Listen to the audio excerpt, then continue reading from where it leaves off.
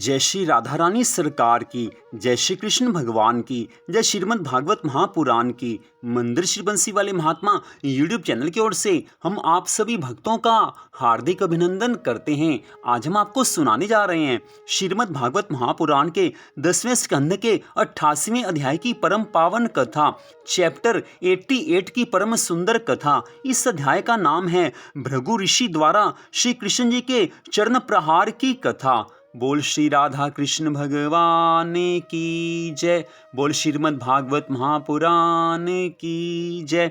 श्री सुखदेव जी महाराज आगे की श्रीमद् भागवत महापुराण की कथा का वर्णन करते हुए कहने लगे हैं कि हे राजा परीक्षित, एक समय की बात है कि भृगु आदि बहुत से ऋषि सरस्वती नदी के तट पर बैठे हुए आपस में ज्ञान चर्चा कर रहे थे। बड़ा सुंदर सत्संग हो रहा था। उसी समय एक विषय पर बहस हो गई कि ब्रह्मा, विष्णु और शिव इन तीनों में से कौन सबसे बड़ा है। किसी ने ब्रह्मा जी को बड़ा बताया है तो किसी ने विष्णु जी को बड़ा बताया है और किसी ने भगवान शिव जी को बड़ा बताया है।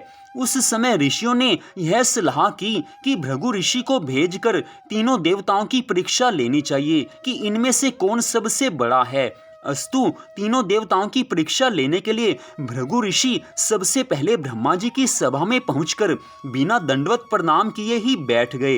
यह देखकर ब्रह्मा जी बड़े क्रोधित हुए हैं, परंतु इन्हें अपना पुत्र समझकर कुछ भी नहीं कहा है। जब भृगु ऋषि ने ब्रह्मा जी को क्रोध से पूर्ण देखा तो वे वहां से चलकर भगवान शिव जी के पास कैलाश पर्वत पर जा पहुंचे हैं। भगवान शिव जी ने जब ऋषि को आते हुए देखा तो वे उनसे मिलने के लिए अपनी भुजाएं फैलाकर खड़े हो गए, लेकिन भृगु ऋषि ने उनसे यह कहकर दूर ही खड़े रहे कि तुम धर्म कर्म छोड़कर सदा मरघट में बैठे रहते हो, इसलिए तुम मुझे स्पर्श मत करो। यह सुनकर जब भगवान शिव जी ने बहुत क्रोधित होकर अपना त्रिशूल उठाकर भृगु जी को मारना चाहा, उसी समय माता पार्वती जी ने उन्हें यह कहकर शांत कर दिया कि यह आपके छोटे भाई हैं, इसलिए इनका अपराध आप क्षमा कर दें।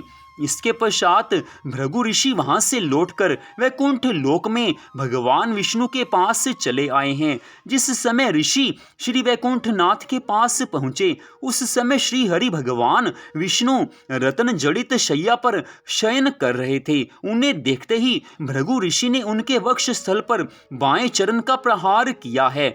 उस चरण प्रहार के लगते ही श्री नारायण जी भगवान उठकर बैठ गए हैं और अपने कर कमलों से भृगु ऋषि के चरणों को पकड़कर कहने लगे हैं कि हे मुनि श्रेष्ठ, आपके चरण कमल अति कोमल हैं और मेरा हृदय वज्र के समान कठोर है, अतः आपको कोई चोट तो नहीं लगी। हे भगवान, यदि मुझे आपके आगमन का समाचार मिला होता तो मैं स्वयं आगे बढ़कर आपकी अगवानी करने के लिए आ पहुंचता। हे ऋषिवर, आपने मेरे हृदय पर जो अपने चरण का प्रहार किया है उस चरण चिन्ह को मैं सदैव अपने हृदय पर धारण किए रहूंगा। इतनी कथा सुनाकर श्री सुखदेव जी महाराज आगे की कथा का वर्णन करते हुए कहने लगे हैं कि हे राजा परीक्षित, भृगु ऋषि ने श्री नारायण भगवान जी के वक्ष स्थल पर चरण प्रहार किया।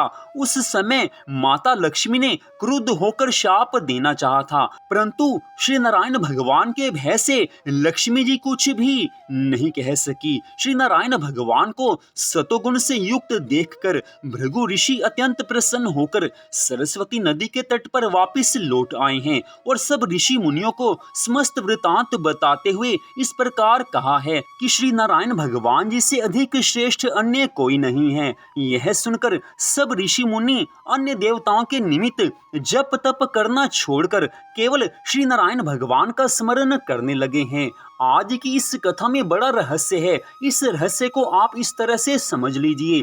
भृगु ऋषि सबसे पहले ब्रह्मा जी की सभा में गए हैं और बिना दंडवत किए वहां पर बैठ गए हैं, लेकिन उन्होंने अपने मुंह से कोई कटु वचन नहीं कहा, ना ही उन्होंने अपने शरीर से कोई हिंसा की है। भृगु ऋषि ने केवल मन से ब्रह्मा जी का अपमान किया है और ब्रह्मा जी इससे भी क्रोधित हो गए हैं।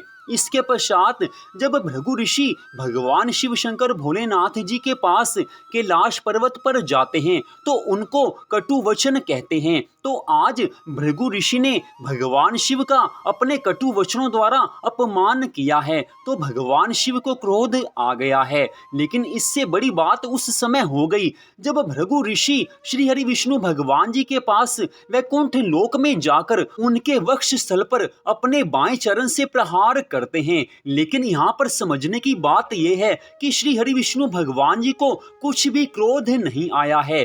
जब पहले ब्रह्मा जी का मन से अपमान किया भृगु ऋषि ने तो उनको क्रोध आ गया। लेकिन जब भगवान शिव जी का उन्होंने मुंह से कुछ गलत वचन बोलकर अपमान किया तो भगवान शिव को भी क्रोध आ गया। लेकिन यहाँ पर आज भृगु ऋषि ने सबसे ज्यादा कठोर अपराध किया है। श्री हरि विष्णु भगवान जी के वक्ष स्थल पर अपने बाएं चरण से प्रहार किया है, अर्थात सबसे बड़ा अपराध किया है। लेकिन भगवान श्री हरि विष्णु जी ने उनका कुछ भी बुरा नहीं माना है। भगवान ने स्पष्ट कहा है कि हे ईश्वर, आपके चरण चिन्हों को मैं सदा अपने वक्ष स्थल पर धारण किए रहूंगा। तो इससे स्पष्ट होता है कि श्री हरि विष्णु भगवान जी से बढ़कर कोई भी देवता नहीं है। आज की इस कथा में स्पष्ट यही बताया गया है।